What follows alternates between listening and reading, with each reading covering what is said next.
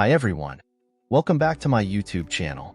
Today, I'm going to show you how to use data validation with automatic color coding in Excel to make your data more visually intuitive. This technique is perfect for tracking status. Let's get started. Here we have the sample table with columns like risk description, previous status, current status, and details. Here's an example of how your table should look. Now we use the data validation and conditional formatting in action.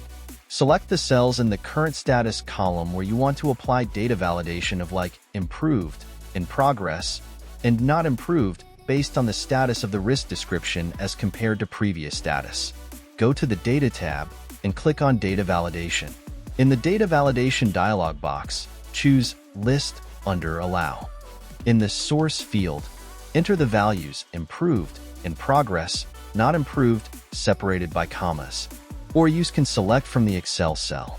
Click OK, and now you can select these options from a drop-down in the current status column. Now visualize the status with the conditional formatting with automatic color coding. All you have to do, select the cells in the current status column again. Go to the Home tab, click on Conditional Formatting, and then select New Rule. Choose Format Only Cells That Contain, and select the specific text and set up rules for each status.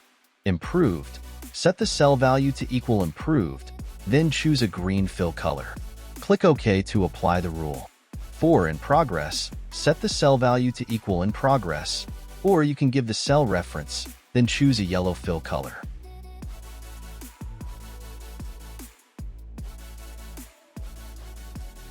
Click OK to apply the rule. For not improved, set the cell value to equal not improved, then choose a red fill color.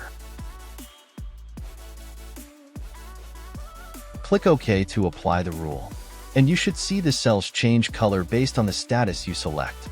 And that's it. Now you know how to set up data validation with automatic color coding in Excel.